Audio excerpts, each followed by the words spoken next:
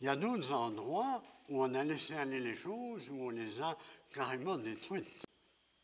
Si vous prenez à Windsor, il y avait 3 usines de papier. Il y en avait une le long de la Saint-François et il y en avait 2 le long de la petite rivière Watopeka. Celles qui sont le long de la Watopeka ont été, au moment où la grande usine d'Optar est partie 6 km plus haut, dans le Windsor Canton, tout en haut, là, ça s'appelle Val-Joli, je crois maintenant, tout en haut. Quand on est sur l'autoroute 55 et qu'on va vers Drummondville, on voit ce navire amiral immense, tout blanc, avec de la fumée, de la vapeur, au-dessus des collines. Ça, c'est la nouvelle Domtar. L'ancienne, il y avait 2 usines le long de la Watopeka. Elles ont été éliminées complètement. Aujourd'hui, vous passez avec la route 143 dans un paysage planté d'arbres. Vous demandez, il y a un beau parc, un beau bosquet, et vous n'imaginez plus une seconde qu'il y avait là une immense usine avec des fumées, des tuyauteries, des déchets de bois, une odeur de cellulose, l'odeur du papier. D'ailleurs, à Windsor, ça ne sent plus le papier. Ça a cessé de sentir le papier quand ils ont fermé l'usine en bas. Les gens de Windsor disaient que ça ne sentait pas le papier. Ils disaient que ça sentait l'argent. Parce que quand ça sentait, ça voulait dire que le moulin tournait. Donc, et vous avez d'autres endroits où, le long de la Watopeka, vous avez des ruines. Ce sont les ruines d'une usine d'explosifs.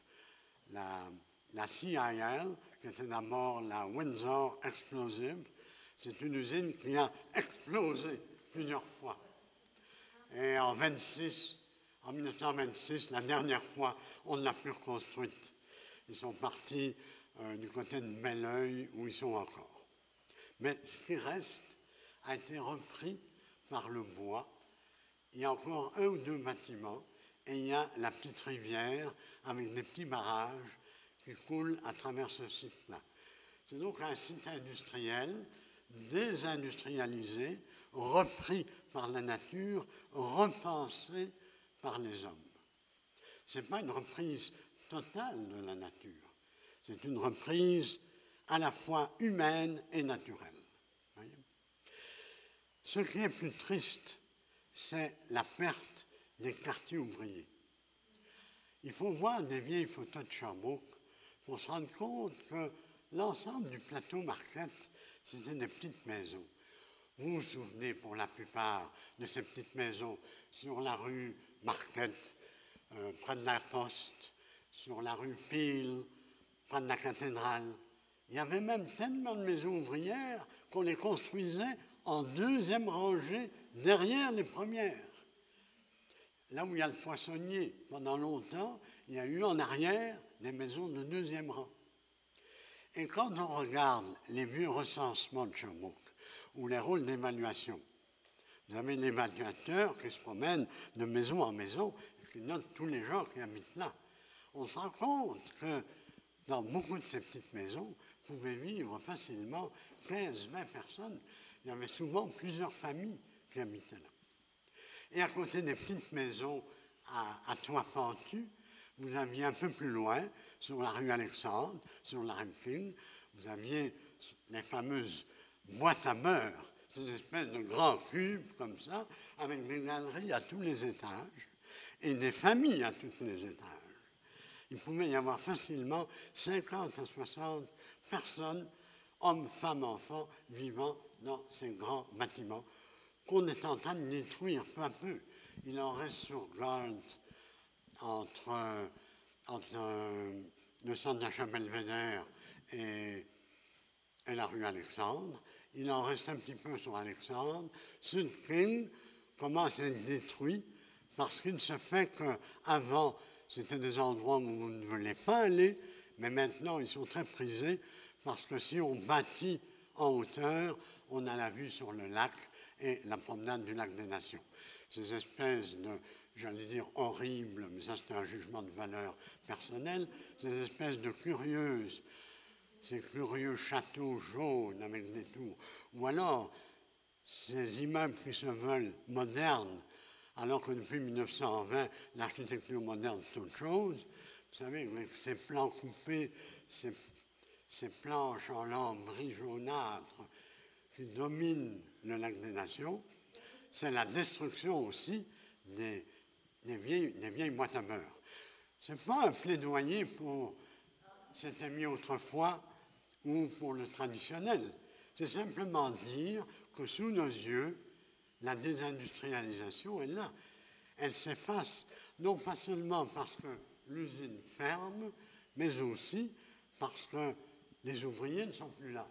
Donc, on n'a plus besoin de ces maisons pauvres, un peu mal fichues, où jadis, au XIXe siècle, les parents des ouvriers avaient déjà vécu. Quand la pétanque a commencé, la rue Market, qui s'appelait Market Street, la rue du marché, avait toutes des petites maisons. De temps en temps, il y avait une épicerie. En arrière des maisons, il y avait des étables, des écuries, des porcheries. Il a fallu attendre 1940 pour qu'on dise les porcheries ne peuvent pas être plus près que 25 mètres des habitations. Avant ça, on élevait des porcs, des vaches et des chevaux, évidemment, pour tirer les charrettes, en arrière des maisons. En arrière des maisons, il y avait des tas de fumier. On est en avril. Là, il y aura des affiches qui commenceraient à être posées. Tous les propriétaires sont priés, puisque l'hiver est fini maintenant et que ça ne gèle plus, et que ça commence à sentir mauvais, d'enlever tous les fumiers en arrière des maisons. Alors vous aviez pendant 15 jours des charrettes tirant des fumiers animaux et humains qui traversaient les rues de Sherbrooke. Donc imaginez l'honneur. Et qu'elle a apporté ça à la Saint-François. Bon, je ne sais plus, évidemment. Ça partait vers Windsor, Richmond, Drummondville, et on s'en débarrassait comme ça. Il faut imaginer, c'est difficile d'imaginer, il faut imaginer les bruits du quartier ouvrier. C'est des grandes familles, hein, les cris des enfants, les femmes à la maison qui s'interpellent d'une maison à l'autre, d'un étage à l'autre. Vous avez les cordes avec le linge qui claque au vent. Hein. Vous avez ce bruit, cet odeur, et de temps en temps, la cloche ou la sirène de l'usine qui rappelle à la mère de famille que la soupe doit être prête, parce que le gars, il n'y a pas encore de cafétéria ou de boîte à lunch à l'époque, le gars arrive et il a juste 1 heure avec les fils aînés et les filles plus jeunes pour manger avant de repartir. Il y a donc toute une vie. Il y a aussi une vie de solidarité. Le quartier ouvrier, c'est une culture ouvrière. Et c'est par là que je vais finir, parce que le temps avance. La désindustrialisation, ce n'est pas seulement la fermeture d'usines, ce n'est pas seulement les ouvriers qui déménagent, les maisons ouvrières qu'on abandonne peu à peu. C'est une culture ouvrière qui disparaît. Ça, c'est ce que les savants appellent la culture immatérielle. On essaye de la protéger, mais c'est la plus difficile à protéger. Parce que la culture immatérielle, on peut bien la figer dans des vieilles photos. Vous avez vu comment c'était important, les vieilles photos des puits de pétrole d'autrefois. On peut la figer dans des musées, on va retrouver des objets, ou on va retrouver des usines musées. Le moulin de Wolverton, il fait encore de la laine, on peut le visiter et on fait de la laine devant vous. Ça peut être aussi des archives photographiques. Ça peut être des souvenirs d'ouvriers qu'on a enregistrés.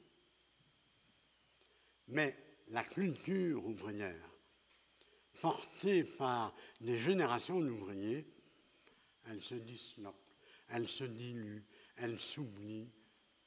Même les ouvriers ne se souviennent plus de tout. Vous les voyez, ces gens, au centre d'achat. Allez au carrefour de l'Estrie.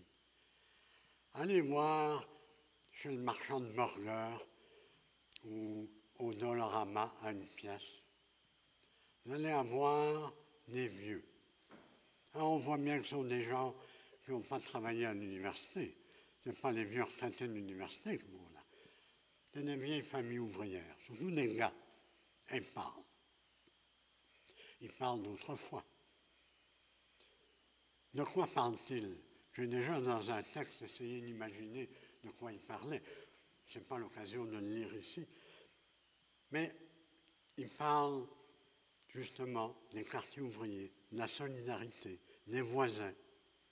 Ils parlent des difficultés à l'usine. Ils parlent de la sévérité des boss. Ils parlent du paternalisme patronal. Ils parlent des grèves. Sherbrooke a eu de grandes grèves ouvrières en 1937, en 1946, en 1948, en 1949, il y a eu la grève de l'amiante. Ces grandes grèves-là qui durent des mois. Et on fait grève à Magog, à Drummondville, à Sherbrooke, à Coaticook. Ce sont des grèves de solidarité.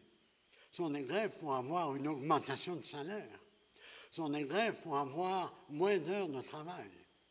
Et ce sont des grèves où on fait des défilés dans la rue. Sherbrooke est une ville ouvrière, parce qu'au moment des grèves, il y a de grands défilés d'ouvriers, des ouvriers qui chantent. J'ai trouvé dans de vieux textes des chansons ouvrières des années 30. Les gens écoutaient des tunes à la radio. Ils retenaient l'air et ils inventaient des paroles là-dessus. Surtout va très bien Madame la Marquise, en 1937, la chanson date de 1936, Réventura, ça se diffusait sur les ondes ici, il y avait même une radio à Sherbrooke, CHLT, à partir de 1937. Et les filles de factory, comme dit Clémence, les filles ouvrières composent des chansons sur le front de grève, parce que c'est une vraie bataille. Vous avez de la quête qui se fait un peu partout, parce qu'il n'y a pas de cotisation syndicale très forte. C'est la CTCC, l'ancienne de la CSN, qui mobilise les troupes. Vous avez de temps en temps des gens qui viennent de Montréal. Vous en aurez encore dans les années 40. Michel Chartrand est venu encore en 1976, mais il était déjà venu en 1946, en 1948. Il galvanise les troupes. Et donc, il y a toute cette culture qui fait que de père en fils, de père en fille, on se souvient. On se souvient de qui habitait dans la maison à côté. On se souvient de la grande grève quand il fallait avoir le crédit de l'épicerie en 1937, en 1946, etc. Ça disparaît. La désindustrialisation, je dirais, matérielle, immobilière, elle n'est pas tellement grave. Dans le sens que nous conservons des témoins, on ne peut pas tout conserver, mais nous conservons des témoignages intéressants de type d'industrie. Mais les ouvriers, les maisons bourgeoises, je n'ai pas de crainte. Dans le Vieux-Nord, dans 50 ans, elles seront là, surtout qu'elles sont bien entretenues. Mais les petites maisons ouvrières, regardez les vitres, il y en a encore quelques-unes, des très petites parfois. Sur la rue Queen, au coin de King, il y a une petite maison jaune, toute petite. Ça, c'est le type de la maison ouvrière, en style très très simple, vernaculaire américain, disent les historiens de l'art. Voilà. Ce qui est triste, c'est la perte de la culture ouvrière. Il y a des villes qui passent d'un type de culture ouvrière à une autre culture, mais vous savez, la culture du parc industriel de Sherbrooke, c'est plus la culture de la rue Alexandre et de la rue Marquette. Alors voilà, ce sont des réflexions que les très beaux paysages d'Andreas m'ont suggérés. Et Sporobol voulait quelque chose de multidisciplinaire. Moi, je n'avais pas d'image. J'aurais pu en apporter. Mais je ne voulais pas faire concurrence à Andreas. Et la parole peut parfois prendre le relais de l'image.